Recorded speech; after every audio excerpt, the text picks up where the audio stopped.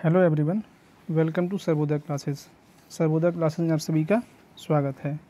जैसा कि आप सभी लोगों को मालूम होगा कि हाल ही में काफ़ी चर्चा में बना हुआ है एक शब्द जिसको बोलते हैं क्या, इलेक्टोरल बॉन्ड या चुनावी बॉन्ड।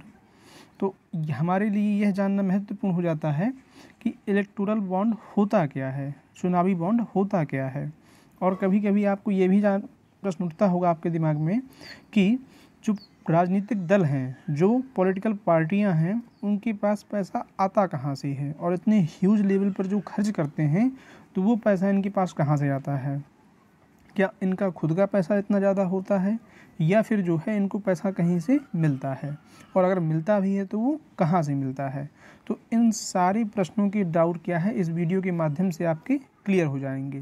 तो चैनल पर अगर नए हैं तो चैनल को सब्सक्राइब कर लीजिएगा और वीडियो को ज़्यादा से ज़्यादा लाइक भी करिएगा, ठीक है। तो देर ना करते हुए आइए हम लोग अपना टॉपिक स्टार्ट करते हैं।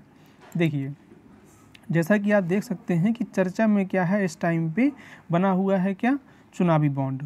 तो है क्यों ऐसा, क्योंकि हाल ही में सुप्रीम कोर्ट ने केंद्र सरकार की जो चुनावी बॉन्ड योजना है उस पर अपना कोई फैसला नहीं दिया है, बल्कि डिसीजन को अपने पास पेंडिंग रख लिया है, राइट। यानी कि अभी इस पर कोई डिसीजन नहीं दिया गया है।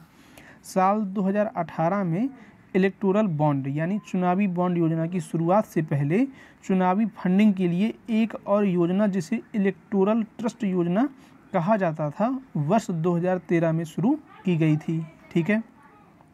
जैसा कि आप यहाँ देख सकते हैं कि मैंने दो योजनाओं का जिक्र किया है यहाँ, एक का जिक्र किया है इलेक्टोरल ट्रस्ट का और एक का जिक्र किया है चुनावी बॉन्ड या इलेक्टोरल बॉन्ड का। तो इस वीडियो में हम दोनों चीज़ों को समझेंगे कि चुनावी बॉन्ड क्या है और इलेक्टोरल ट्रस्ट क्या है, राइट। देखिए, जैसा कि आप देख सकते हैं एक लगा हुआ है इलेक्टोरल बॉन्ड के लिए।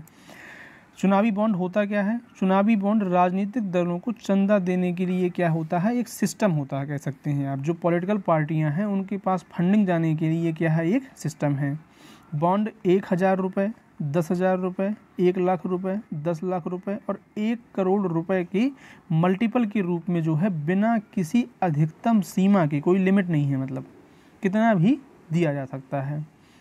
भारतीय स्टेट बैंक ही क्या है, केवल इनको जारी करता है और उनको नकद करता है, ठीक है। कहने का मतलब ये है कि जैसे आपने मान लीजिए 1 लाख रुपए की बॉन्ड खरीदे, तो 1 लाख रुपए की बॉन्ड खरीदने का मतलब ये है कि आपने 1 लाख रुपए की किसी पॉलिटिकल पार्टी के नाम पर उतना चंदा जो है दे दिया और वो आप खरीदते हैं बॉन्ड के रूप में, राइट। जो जारी होने की तारीख से 15 दिनों के लिए वैध है, यानी कि जिस डेट में आपने खरीदा है उस दिन से 15 दिन के बाद तक जो गवर्नमेंट है या जिस पार्टी को आपने दिया है वो पार्टी अपना इसको जो है नगद में कन्वर्ट करवा सकती है, राइट। और ये बॉन्ड पंजीकृत राजनीतिक दल के खाते में ही नकदीकृत किए जा सकते हैं, यानी कि जो पॉलिटिकल पार्टियाँ क्या हैं, रजिस्टर्ड हैं, उन्हीं को केवल क्या है ये करने का अधिकार है। बॉन्ड केंद्र सरकार द्वारा निर्दिष्ट जनवरी, अप्रैल, जुलाई और अक्टूबर के महीनों में प्रत्येक में 10 दिनों की अवधि के लिए किसी भी व्यक्ति जो भारत का नागरिक है या भारत में निगमित या स्थापित है द्वारा खरीद के लिए उपलब्ध है।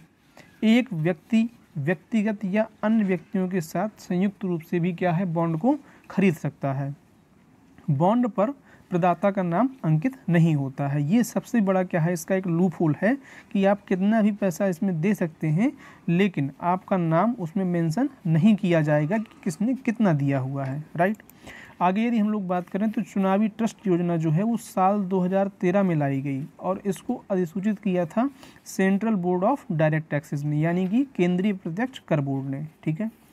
चुनावी ट्रस्ट कंपनियों द्वारा स्थापित एक ट्रस्ट है और इसका एकमात्र उद्देश्य यह था कि जो भी कंपनियों और व्यक्तियों से प्राप्त जो फंडिंग है, यानी जो रुपया मिलता है, उसको राजनीतिक पार्टियों में वितरित करना होता है, राइट। कंपनी अधिनियम 1956 की धारा 25 के तहत जितनी भी कंपनियां के यहाँ रजिस्टर्ड हैं वही केवल चुनावी बॉन्ड के लिए अनुमोदन के लिए आवेदन कर सकती हैं। चुनावी ट्रस्ट जो है वो हर 3 साल में इनको रिन्यू करना होता है, रिन्यू करने के लिए आवेदन करना होता है। यह योजना एक चुनावी ट्रस्ट को मंजूरी देने की प्रक्रिया तय करती है। जो स्वैच्छिक योगदान प्राप्त करेगा और राजनीतिक दलों में वितरित करेगा। ठीक है। चुनावी ट्रस्ट से संबंधित प्रावधान आयकर अधिनियम यानी कि income tax act 1961 and income tax act 1962 के तहत भी क्या है, इसके प्रावधानों को रजिस्टर्ड किया गया है या उसमें मेंशन किया गया है। आई होप कि जो चुनावी ट्रस्ट योजना है और जो चुनावी बॉन्ड योजना है ये दोनों आपको क्लियर हो गई होंगी। राइट। अब आगे देखें यदि तो इसमें कौन कौन योगदान दे सकता है और कौन योगदान नहीं दे सकता है।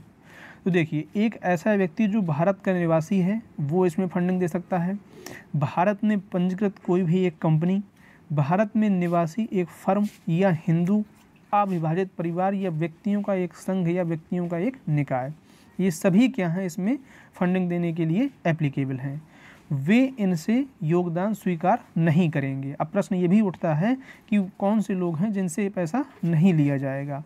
एक व्यक्ति जो भारत का नागरिक नहीं है या किसी विदेशी संस्था से है, चाहे वह निगमित हो या नहीं, योजना के तहत पंजीकृत कोई अन्य चुनावी ट्रस्ट, राइट, तो इनसे पैसा नहीं लिया जाएगा या इनसे जो है फंडिंग नहीं ली जाएगी।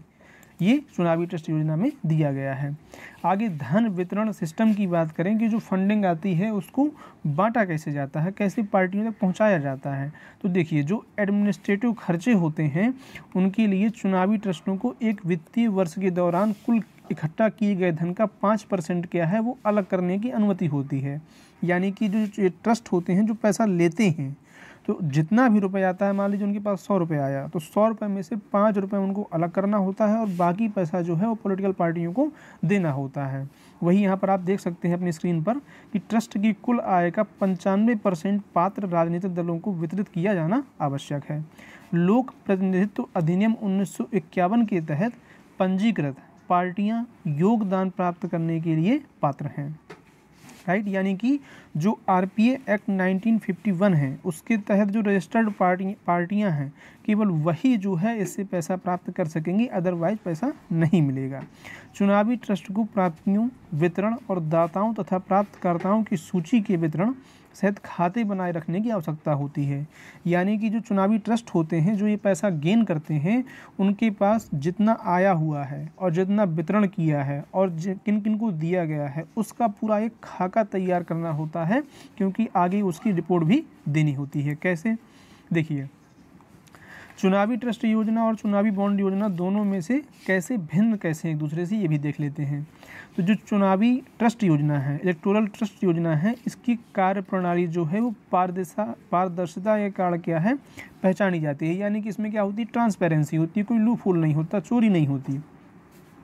इसके साथ ही अगर आगे बात करें तो इसके जो योगदानकर्ता होते हैं वो लाभार्थियों की पहचान का खुलासा किया जाता है इसमें, और इसके अंतर्गत योगदानकर्ताओं और लाभार्थियों की पहचान का खुलासा किया जाता है। यानी कि नाम बताए जा सकते हैं किसने दिया, कितना दिया। अगर वहीं हम दूसरी तरफ बात करें इलेक्टोरल बॉन्ड योजना की, तो इसमें पारदर्शिता की क्या होती है, कमी होती है। कमी देखने को क्यों मिलती है, क्योंकि जो भी इसमें पैसा देता है तो वित्त पोषण की प्रक्रिया में एक अपारदर्शी वातावरण का निर्माण होता है, जिससे प्राप्त योगदान के स्रोत का पता लगाना चुनौतीपूर्ण हो जाता है। राइट। चुनावी ट्रस्ट योजना विस्तृत वार्षिक योगदान रिपोर्ट भारतीय निर्वाचन आयोग को प्रस्तुत की जाती है। मैंने पीछे ही आपको बताया कि जो चुनावी ट्रस्ट योजना है उसमें होता क्या है कि उनको पूरा खाका तैयार करना होता है। खाका इसलिए तैयार करना होता है क्योंकि ये वार्षिक योगदान रिपोर्ट, यानी कितना किसने योगदान दिया है, ये रिपोर्ट जो है वो इलेक्शन कमीशन ऑफ इंडिया को प्रस्तुत करते हैं।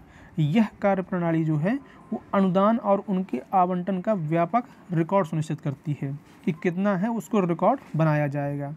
वर्ष 2017-18 से लेकर के 21-22 के बीच में राजनीतिक दलों को इलेक्टोरल ट्रस्ट के जरिए 1,631 करोड़ रुपए, और जबकि इलेक्टोरल बॉन्ड के जरिए देखा जाए तो कुल 9,208 करोड़ रुपए का चंदा एकत्रित किया है।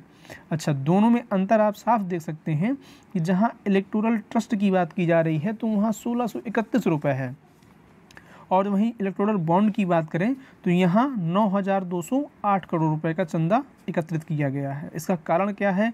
कारण बिल्कुल साफ है कि एक तरफ आपको ना तो नाम रिवील करना है, ना बताना है कि कितना पैसा देना है और किसको देना है, और दूसरी तरफ क्या है कि आपको सारी चीज़ें रिवील करनी होंगी।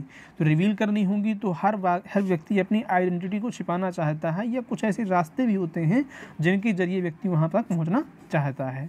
तो ये क्या था, दोनों में डिफरेंस था। आई होप कि आपको चीज़ें क्लियर हो गई होंगी। तो अगर चैनल पर आप नए हैं और वीडियो आपको पसंद आता है तो चैनल को सब्सक्राइब कर लीजिएगा और लाइक करिएगा, और ज़्यादा से ज़्यादा वीडियो को शेयर कर दीजिएगा, क्योंकि इसमें काफ़ी एफर्ट लगता है चीज़ों को बनाने में। वीडियो को देखने के लिए बहुत बहुत धन्यवाद।